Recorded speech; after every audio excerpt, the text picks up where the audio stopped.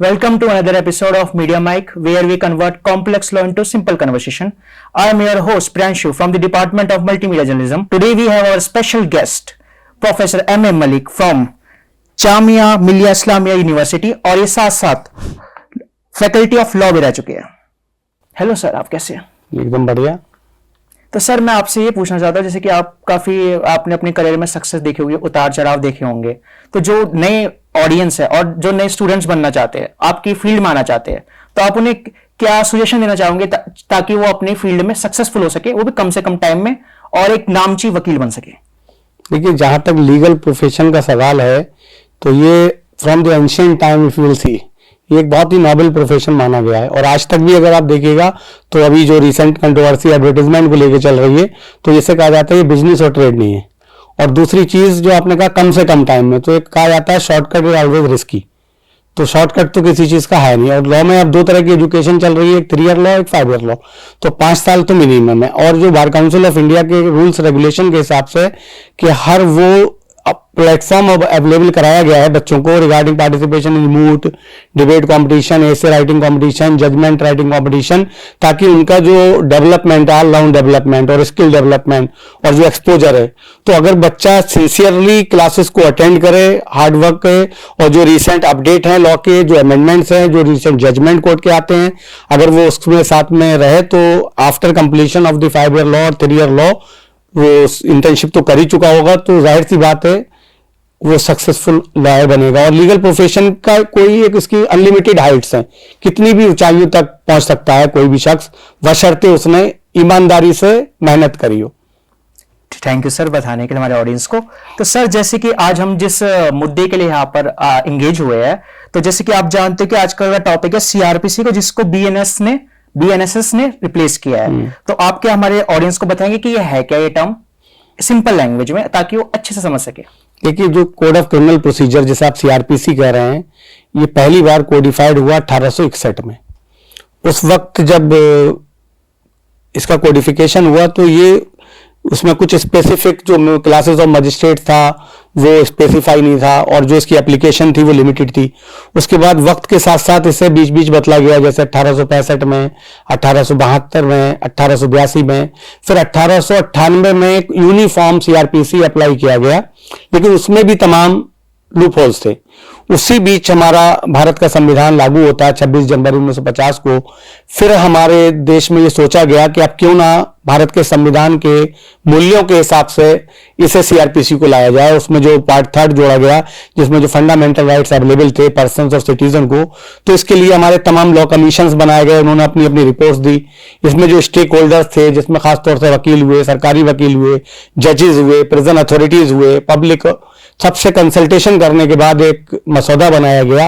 और फिर एक 41st लॉ कमीशन की 1969 में रिपोर्ट आई, फिर 1970 में इसे पेश किया गया, फिर मामला आगे रेफर कर दिया गया, और फाइनली 1973 में पास होता है, जो अप्रैल 1974 में लागू हुआ. अब आपने सवाल पूछा है वीएनएसएस को रिप्लेस करने की जरूरत क्यों पड़ी. जैसा हम जानते हैं कि law is a tool of social change. वक्त के साथ साथ कानून को बदलना जरूरी होता है, क्योंकि वक्त अपने आप में स्टैटिक नहीं है. जैसे जैसे टाइम बदलता है, हालात बदलते हैं, नेचर ऑफ क्राइम बदलता है, क्राइम करने का तरीका बदलता है, उसे कंट्रोल करने के तरीके बदलते हैं, उस मैकेनिज्म को लाने की जरूरत है. तो आज की तारीख में जो टेक्नोलॉजी का जमाना है, तो अब यह सोचा गया कि भारतीय जो नागरिक सुरक्षा संहिता है, एक तो इन्होंने टर्मोलॉजी को पहले भारतीय नागरिक सुरक्षा संहिता मींस जो प्रोसीजरल लॉ है to protect the citizens of the country, चाहे वो एज ए विक्टिम हो, चाहे वो एज एन एक्यूज्ड हो, चाहे वो एज ए विटनेस हो, वो सबको प्रोटेक्ट करने के लिए तो भारतीय नागरिक सुरक्षा संहिता कि कैसे सुरक्षा प्रोवाइड कर दी जाए. और इसका मेन मकसद ये था, खास तौर से 2 बातों का ख्याल रखा गया इसे लाने में, पुराने वाले को और इसमें जो चेंज करने के लिए. एक तो कैसे वक्त के साथ जस्टिस, मतलब टाइम बाउंड जस्टिस डिलीवरी, उस पर काफी फोकस हुआ. और दूसरा यूज ऑफ द टेक्नोलॉजी, क्योंकि टेक्नोलॉजी पहले हमारे सिस्टम में कुछ अमेंडमेंट 2009 में होने के बाद था, तो लेकिन अब specifically number of the provisions are incorporated so that the technology can be used from the time of the registration of the case till the uploading of the judgment. The BNS introduced provisions for the electronic record of statement and biometric verification of accused person. How will the impact criminal investigation. Sir इसमें आप कुछ रोशनी डालना चाहेंगे? देखिए, जहां तक biometric का है वो टर्म यहां पर कहीं यूज नहीं हुआ है। यहां पर हमारे यहाँ दो टर्म इस्तेमाल हुए हैं। अगर हम बात करें यूज ऑफ टेक्नोलॉजी का, तो सेक्शन 2A भारतीय नागरिक सुरक्षा संहिता जो डिफाइन करता है audio video, section 2 class I जो डिफाइन करता है इलेक्ट्रॉनिक कम्युनिकेशन, सेक्शन 105 जो सर्च और सीजर होगा, उसका पूरा वीडियोग्राफी मोबाइल के थ्रू करनी होगी पुलिस ऑफिसर को, और उससे करने के बाद इसे फॉरवर्ड कर दिया जाएगा district magistrate, sub divisional magistrate और judicial magistrate of the first class को। इसका मकसद है ट्रांसपेरेंसी को मेंटेन करना। इसके साथ ही साथ जो सम्मन इशू होते थे, तो पहले सम्मन जाके पर्सनली सर्व करना होता था, वो अभी भी है, लेकिन साथ ही साथ ये इलेक्ट्रॉनिक कम्युनिकेशन के थ्रू भी, व्हाट्सएप और ईमेल के थ्रू भी सर्व हो सकता है। जो डॉक्यूमेंट को प्रोड्यूस करने के लिए सेक्शन 94 भारतीय नागरिक सुरक्षा संहिता, जो पहले सेक्शन 91 सीआरपीसी था, जिसमें प्रोडक्शन ऑफ डॉक्यूमेंट, उसमें डिवाइसेस को भी शामिल कर लिया गया है। इसके साथ ही साथ सेक्शन 530 है भारतीय नागरिक सुरक्षा संहिता का, जो कहता है कि all the proceedings, summon, warrant, execution, trial, inquiry may be conducted through the audio video electronic means। तो यूज ऑफ टेक्नोलॉजी हिंदुस्तान में पहली बार 2003 में Prafulla Desai versus state of Maharashtra का जजमेंट था, जिसमें पहली बार कोर्ट ने वीडियो कॉन्फ्रेंसिंग के थ्रू एविडेंस रिकॉर्डिंग अलाउ करा था। कोई लॉ नहीं था उस वक्त। सन 2009 में प्रोविजन करा गया 273 सीआरपीसी में, जो 308 हो गया है। तो अब इस बार खास तौर से स्पेशल फोकस था लेजिस्लेचर का यूज ऑफ टेक्नोलॉजी। जैसे एक बहुत अच्छा प्रोविजन मैं बताऊंगा सेक्शन 336 है बीएनएसएस का। जैसे उसमें ये बताता है कि जो पुलिस विटनेसेस होते हैं या पब्लिक सर्वेंट, अब वो आज अगर चंडीगढ़ में पोस्टिंग है, उन्होंने कोई केस रजिस्टर्ड करा, इन्वेस्टिगेशन, अब उनका ट्रांसफर होकर तमिलनाडु चले गए, वो अब उन्हें यहां पर गवाह के तौर पे आना है, तो वो बड़ा मुश्किल उनके लिए होता था। और नहीं आ रहे हैं तो कंटेम्प्ट होगा, वारंट इशू होगा। अब 336 में कोर्ट ने, इसमें लेजिस्लेचर ने ये कर दिया कि वो उसका जो सक्सेसर है या वो शख्स through audio video electronic means वो वहां बैठ के भी गवाही कोर्ट में दे सकता है। जो विटनेसेस हैं वो ड्यूरिंग ट्रायल वो through audio video electronic means they सकते हैं। तो इससे बहुत आसानी हो गई इन प्रोविजन से। जी सर। तो मेरा सर अगला सवाल है, what are the biggest implement challenge you are force without the BNS? हाँ, ये जरा थोड़ा अच्छा सवाल है और यही सबसे मुश्किल है। वो कहते नहीं है तुम आसमां की बुलंदी से जल लौटाना, तुम आसमां की बुलंदी से जल लौटाना, हमें जमीन के मसाइल पे कुछ बात करनी है। तो अब जमीन के मसाइल है ये ग्राउंड रियलिटीज। तो एक्चुअली प्रॉब्लम ये है कि ये जो हमने टेक्नोलॉजी, फॉरेंसिक सारा ले तो आए, लेकिन जहां तक सवाल है इसके इंप्लीमेंटेशन का, तो उसके लिए हमें इंफ्रास्ट्रक्चर चाहिए। अभी Punjab and Haryana high court ने जजमेंट दिया था, गवर्नमेंट ने कहा कि हमारे पास नहीं है रिसोर्सेज, तो कोर्ट ने कहा नहीं, it is your responsibility to develop the infrastructure for the purpose of the implementation of the Bharatiya Nagarik Suraksha संहिता। हालांकि फॉरेंसिक इन्वेस्टिगेशन के लिए भारतीय नागरिक सुरक्षा संहिता में 5 साल का वक्त दिया गया है कि 5 साल में आप अपना डेवलप कर लीजिए, और अगर आप एक स्टेट के पास नहीं है, आप दूसरे स्टेट से हेल्प ले सकते हो। उसके प्रोविजन में कहा गया, provided that if the facility of the forensic is not available in the state, then you can take the help from the state. तो इसी के साथ साथ तमाम, क्योंकि टेक्नोलॉजी का जमाना है, हमारे जो ऑफिसर्स हैं, पुलिस ऑफिसर्स हैं, जजेस हैं, पब्लिक प्रोसिक्यूटर हैं, अभी भी जो पुराने लोग हैं वो उतना वेल इक्विप्ड नहीं है टेक्नोलॉजी में। तो अब इसे ICGS करके कहलाता है, एक इंटरऑपरेबल सिस्टम जो कनेक्ट करता है सारे फंक्शनरीज को। एक ई-साक्ष्य ऐप करके है जिसपे के सारी चीजें अपलोड करी जाएंगी। तो गवर्नमेंट ने काफी इनिशिएटिव्स लिए हैं और बहुत सी वर्कशॉप्स और ट्रेनिंग प्रोग्राम, यहां तक कि इसके इंप्लीमेंटेशन होने के 5-7 महीने पहले ही शुरू हो गए थे। तो इसके इंप्लीमेंटेशन में कुछ जो दिल्ली है, चंडीगढ़ है, महाराष्ट्र है, उड़ीसा है, कर्नाटक, कुछ जगहों पे तो काफी अभी, और बाकी स्टेट में भी। तो ये जरूर है कि सरकार को इसमें काफी अलग से और ज्यादा बजट देने की जरूरत होगी। पुलिस ऑफिसर्स को काफी वेल इक्विप्ड करना पड़ेगा, क्योंकि साथ ही साथ टेक्नोलॉजी का जमाना है, आर्टिफिशियल इंटेलिजेंस है, राइट टू प्राइवेसी के अपने कंसर्न्स हैं। कभी अगर वो जो हम जहां प्रिजर्व करके रख रहे हैं वहां पर कोई मैनिपुलेशन नहीं हो, तो वो तमाम क्वेश्चन मार्क लोग लगाने लग जाते हैं। तो उसके लिए पूरी मैकेनिज्म ऑलरेडी डेवलप हुई है, और आने वक्त में उम्मीद है कि इजीली ये चीजें सब, खाके नेटवर्क कनेक्टिविटी इश्यूज छोटी जगहों पे कई बार आ जाते हैं, अपलोड होने में बहुत वक्त लग जाता है।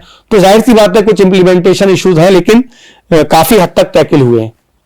तो सर मैं इस एक और क्वेश्चन पूछने से पहले ये पूछना चाहूंगा, जैसे कि आप लॉयर हैं, मतलब आप प्रोफेसर हैं, तो आपने जैसे कि लॉ की बहुत पढ़ाई मतलब करी होगी, तो आपको क्या लॉ के अलावा कोई और भी टैलेंट है? जैसे कि लॉयर्स रहते हैं उनको कुछ और, कोई क्रिकेटर रहते हैं, कोई पार्ट टाइम, मतलब प्रोफेशनल टाइप नहीं, मतलब अपने स्ट्रेस को दूर करने के लिए आप कैसे दूर करते हो मतलब? नहीं तो मेरा तो असल में, मुझे एक बार हमारे एक हैं उसमें जज एडवोकेट जनरल डिपार्टमेंट में मुझे लिखते हैं कि मलिक साहब आपको मॉडलिंग में हाथ आजमाना चाहिए था। तो मैंने कहा कि सर मैं ऑलरेडी एक्टिंग ही करता हूं। मैंने कहा being a teacher I am always suppose to perform. तो मेरा तो यही अपने आप में पार्ट टाइम क्या फुल टाइम सब यही है। अब जहां तक रह गया शौक का सवाल, तो हम इतना वक्त होता भी नहीं है। हालांकि इसके बावजूद भी जैसे शौक तो बहुत हैं, वो कहते नहीं हजारों ख्वाहिश हैं ऐसी हर ख्वाहिश पे दम निकले, बड़े निकले मेरे अरमान मगर फिर भी कम निकले। तो एक तो मैं शेर व शायरी में थोड़ा सा इंटरेस्ट रखता हूँ, वो सुनता रहता हूँ। प्लस मैं मूवी बहुत देखा करता था। एक जमाना था स्टूडेंट लाइफ में कि अगर कोई फिल्म आके बिना देखे छूट जाती तो ऐसा लगता कि शायद कोई चैप्टर मिस हुआ है। तो बहुत शौक था, लेकिन अब फुर्सत नहीं है।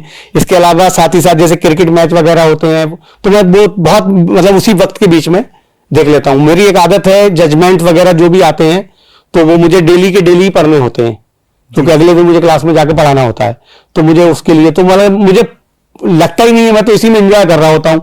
यही सब कुछ है जिंदगी का।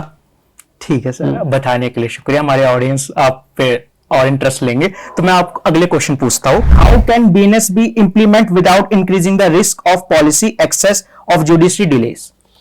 देखिए इसमें time bound delivery of justice, जैसा मैंने आपको पहले कहा कि इसमें पूरा ख्याल रखा गया है कि how to ensure the time bound justice. जैसे for example registration of the FIR mandatory है। ये एफआईआर अगर कोई करता है तो 72 आवर के अंदर उसे आके सिग्नेचर करनी है। प्रिलिमिनरी इंक्वायरी अगर ऑर्डर की जाती है तो प्रिलिमिनरी इंक्वायरी की रिपोर्ट 14 डेज के अंदर सबमिट करनी है। इसके अलावा जो इन्वेस्टिगेशन है that should be completed in the offences punishable up to 10 years 60 दिन, मोर देन 10 इयर्स 90 डेज। इसके अलावा the copies of the document to be supplied to the accuse within 14 days. इसके बाद जो हमारे यहाँ कमिटल होता था, कमिटल का मतलब होता है कि जो मजिस्ट्रेट है जो कॉम्पिटेंट नहीं है ट्राई के लिए तो वो सेशन जज को भेजता है। तो धारा 232 है अभी, तो उसमें 90 डेज मैक्सिमम 180 डेज के अंदर कमिट करना ही करना है। डिस्चार्ज एप्लीकेशन होती है, वो उसे एक्यूज को देनी होती है, उसके लिए टाइम फिक्स कर दिया 60 दिन के अंदर सबमिट करनी है। उसके अलावा जो चार्ज फ्रेम करने हैं, हमारे पास कोई टाइम लिमिट नहीं थी पहले, अब उसमें कोर्ट ने उसमें बीएनएसएस में कह दिया कि charges to be frame within 60 days. अब जब ट्रायल शुरू हुआ, आर्गुमेंट पहले पब्लिक प्रोसिक्यूटर आएगा, फिर डिफेंस काउंसिल, अब जब फाइनल आर्गुमेंट होगा तो उसके बाद कई बार जजमेंट रिजर्व कर लिया जाता था और महीनों और सालों जजमेंट रिजर्व रह जाता था। लेकिन अब धारा 258 अगर आप 392 के साथ पढ़ेंगे बीएनएसएस के, तो उसमें क्लियर कह दिया कि judgment to be delivered within the 30 days from the time of the argument which can be extended up to 45 days.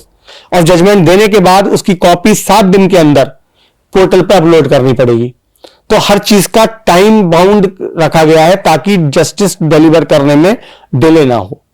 तो और एक और चीज, जैसे जो गवर्नमेंट सर्वेंट होते हैं, पब्लिक सर्वेंट, अगर उनके ऊपर कोई एलिगेशन लगता है, उनके खिलाफ मुकदमा दर्ज करना है, तो उन्हें कुछ इम्यूनिटीज और प्रोटेक्शन अवेलेबल थे धारा 197 सीआरपीसी में। लेकिन सैंक्शन सरकार को देनी होती थी, तो कई बार सैंक्शन मिलने में जमाने गुजर जाते थे। अब उसमें उन्होंने सेक्शन 218 जोड़ा गया बीएनएसएस में, जो कहता है कि the sanction if not granted within 120 days then it will be a deemed sanction।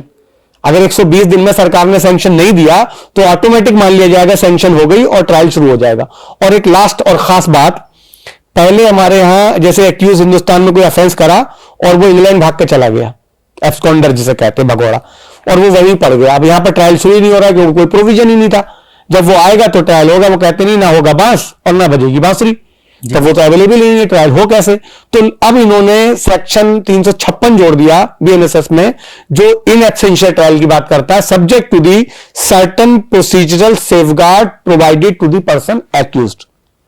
Let's wrap up the today session with last question. मैं सर आपसे ये पूछना चाहता हूं, आपका मैं ओपिनियन जानना चाहता हूं कि सीआरपीसी कैसे अच्छा है बीएनएस से, अगर है तो क्यों, अगर नहीं है तो क्यों इंडिया के लिए? देखिए ऐसा है, दोनों एक ही है, सीआरपीसी और बीएनएसएस अपने आप में अलग नहीं है। वो पहले था और ये अब है, उसमें तमाम अमेंडमेंट हुए थे वक्त के साथ, जैसे 1999 में हुआ, फिर 2009 में अमेंडमेंट हुआ, 2013 में निर्भया गैंगरेप के बाद हुआ, 2018 में कठुआ गैंगरेप के बाद हुआ।